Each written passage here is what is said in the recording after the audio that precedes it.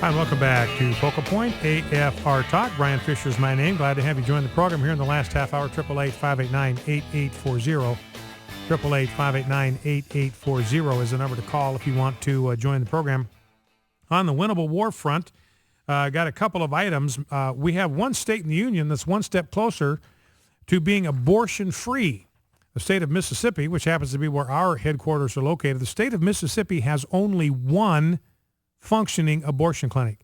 And the state legislature in Mississippi passed a law last year, signed into law by the pro-life Governor Phil Bryant, which requires every abortion clinic and the doctors that service these abortion clinics to have admitting privileges at area hospitals. And that's for very good reason.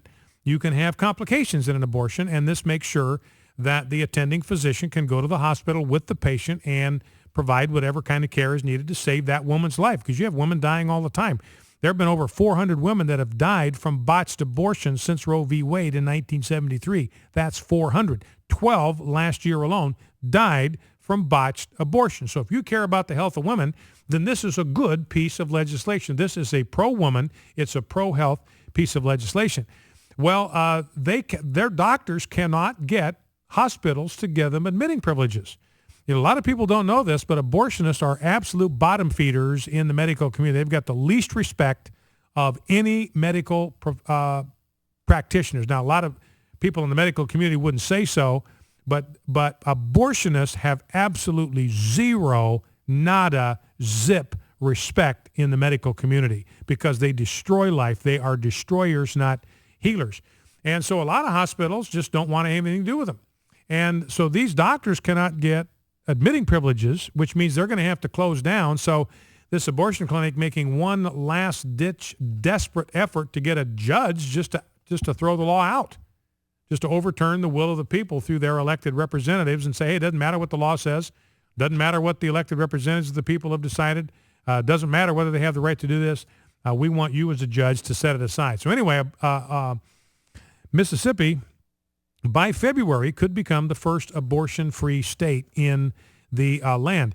And a win on the challenge to Obamacare yesterday, this is CNS News, the first private business owner to sue the Obama administration over its contraception mandate has won a small victory in the larger battle to preserve religious liberty. A federal appeals court on Wednesday temporarily blocked the Obamacare mandate from taking effect against a Missouri business owner pending the outcome of the appeals process. This was a 3-judge panel of the U.S. Court of Appeals. This was on behalf of a business, not a Catholic hospital or a Catholic university. This was on behalf of a private business run by a Roman Catholic, a Christian with strong moral convictions on the pro-life issue, Frank O'Brien and O'Brien Industrial Holdings of St. Louis. And they run the Christie family of companies. And here is a 3-judge panel. So this is one step above just one judge making a ruling. This is an appeals panel now on the appeals court, and apparently they're waiting for the appeal process to work its way out. But they have issued a temporary injunction.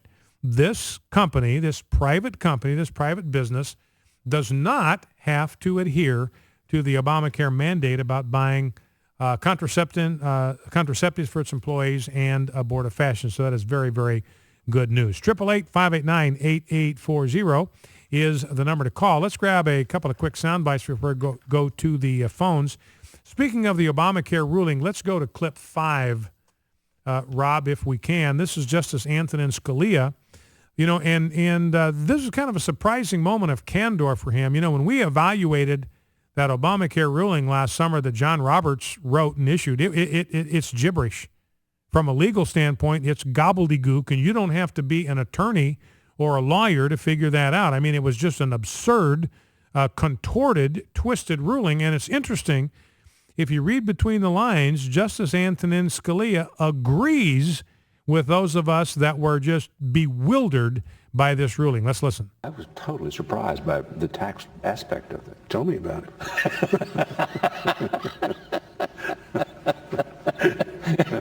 I assume that you were. I mean, it came out of the left field from people, didn't it? Or right field, which was it? Yeah. Well, It was right for and it one. was a tax for one purpose, but not for another Exactly purpose. right. Yeah. Yeah. Anyway. But Water I mean, over the dam. You gotta, I know you always say that. I mean, You go you on. sort of said to people about Bush versus Gore. Yeah. Get Get over it. Get over get it. over it. Yeah. So Anthony Scalia, Charlie Rose is saying, look, we were bewildered by this ruling on Obamacare and the way taxes were handled. And Justice Anthony Scalia says, tell me about it. So, I mean, that's the closest that he's going to ever get to an outright smackdown of John Roberts. Tell me about it. I mean, he says it's a tax for one purpose, but not for another. He says that makes no rational, logical sense whatsoever. So that's about as critical as you're ever going to hear one Supreme Court judge be of another. But that's an indication of just how completely wrong-headed that John Roberts ruling was on Obamacare.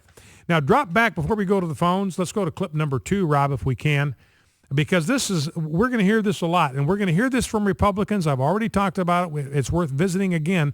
This whole business about the United States going into default, it's gobbledygook. Do not let them lie to you. Here's the White House spin, Jay Carney. Congress raises the debt ceiling. We certainly expect that Congress will act appropriately because nobody in their right mind would want to go through what we went through last summer of 2011, where holding the full faith and credit of the United States hostage to an ideological agenda proved disastrous. So he's talking about the full faith and credit, basically sovereign default of the United States. Hey, we can't go into default. We almost did in 2011. We can't risk doing that again. But ladies and gentlemen, the only way the United States can go into default is if it does not service the interest on the debt. That is the only way the United States can go into official default, where they're not making good on the loans that they have an obligation to repay. That's when you go into default on your house or whatever.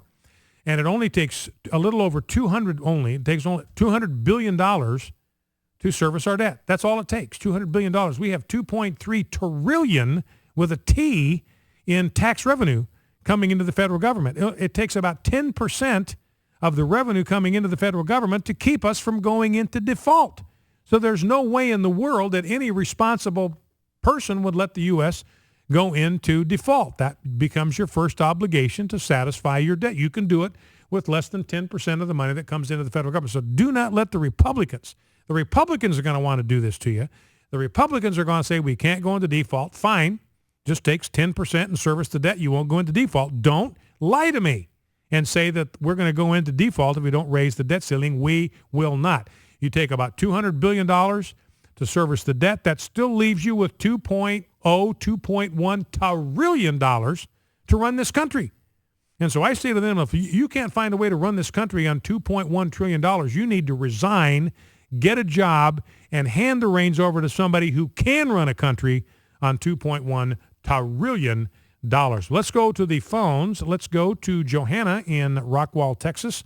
Johanna, welcome to Focal Point with Brian Fisher. What's on your mind? Hey, Brian. Yes, I have 2 comments and 1 suggestion on the Carnival Cruise issue. Yes, ma'am. I went with my coworkers the middle of November on a Carnival Cruise. It is not family-friendly already. This was a Carnival cruise? Isn't that the one that you're talking about? Yeah, it's Carnival as though. Oh, my gosh. It was, all right, I only went to one show because I had been on a previous Carnival Cruise, and I wouldn't have gone on this one if it wasn't part of work. But the lady introducing the family-friendly magic act said, first of all, the girls will be wearing, this is very Las Vegas, they'll be wearing sequins, strings, and feathers. And that was right. And the girls had on hardly any clothing. And the scripture says, set no evil thing before your eyes.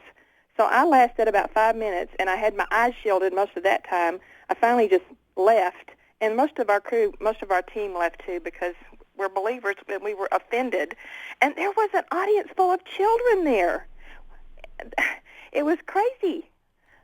Well, they that's interesting. Advertising family friendly, and Yeah. our cabin was right above the children's camp where the parents leave the kids. Uh-huh. And we didn't know that at the time, but we heard horrible screaming and shrieking. It sounded like there was a bad bar fight going on, and we called security because we thought somebody's going to be taken off the ship in a body bag. Somebody was going to get hurt down there. Well, and we thought, and if we could only hear it in our cabin, so we knew it wasn't on our hallway. Mm-hmm. And they came up and told us, oh, that's the children's camp below you. And I thought, I would never leave my children in the care and custody where they allow that sort of thing to happen. The third thing is we have, we saw in our activities, we had Friends of Bill, which is a place for alcoholics to go and, support each other, which we were really excited about. They also have something called Friends of Dorothy, which is a place where homosexuals can gather on the ship. So is this like Dorothy from The Wizard of Oz? I don't understand. Because I think she's kind of like an icon for some reason in the gay community. Rainbow, over the rainbow. Okay, that's it. The whole rainbow thing. Friends of Dorothy. Okay. And so they had a special they were kind of catering to the gay clientele there. Well, why don't we as believers, if we're going to go on that cruise line, which I will never go again, but why don't we ask for a room and put it on the agenda every day, Friends of Jesus? There you go.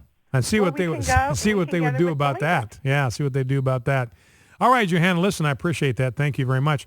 And by the way, all this is an indication, that the homosexual lobby tries to talk about how they're victims and they're discriminated against and they're a disenfranchised minority, but they have enormous amounts of disposable income to spend. I mean, they're going on these cruises. They're having special cruises just for the transvestites among them. So it's pretty hard for them to make the case that they are an aggrieved, victimized minority.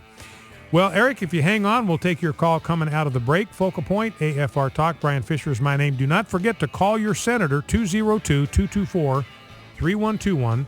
202-224-3121. Call your senator and urge him to vote against the CRPD treaty, the UN treaty on the disabled. They'll know exactly what it means. I mean, they're going to be familiar with it. This is not a secret, and it hasn't gotten a lot of attention, but the pro-family community, our friends at the Family Research Council, Homeschool Legal Defense Association with Michael Ferris, Rick Santorum, making a big issue out of it this week. And we need to make our voices heard. 202-224-3121. Ask for your senator's office. Call them both and let them know that they need to vote against the UN Treaty on the Rights of the Disabled. Focal Point, AFR Talk, back with more. Stay with us.